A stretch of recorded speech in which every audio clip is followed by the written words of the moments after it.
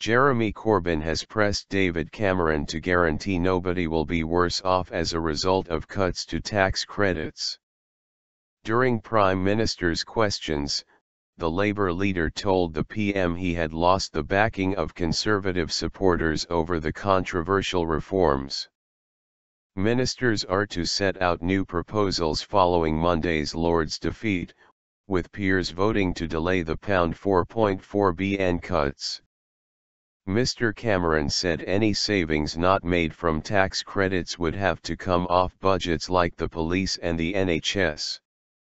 People would benefit from a higher tax threshold and free childcare, he said.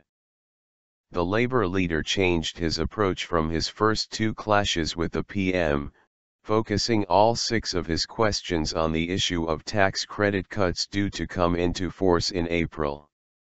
It sounded more like a PMQs of old, as Mr Corbyn accused Mr Cameron of not answering his specific question.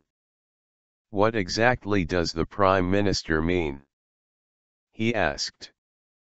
He must know the answer. He also said the Prime Minister had lost the support of many people who were actually quite sympathetic to his political project.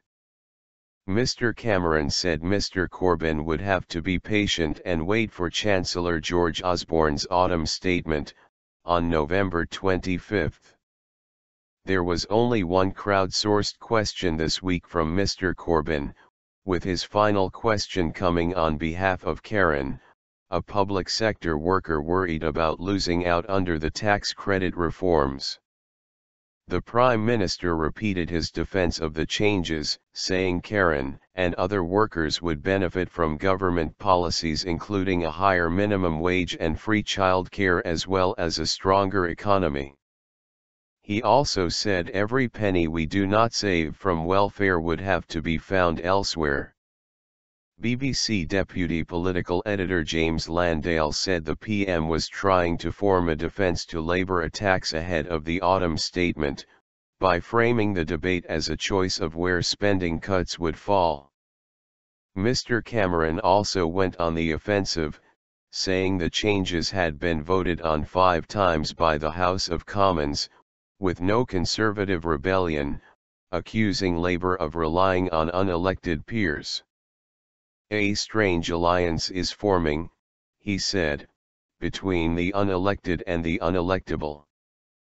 Last time the Liberal Democrats were in opposition, the party's then leader Nick Clegg had an allocation of 2 weekly questions.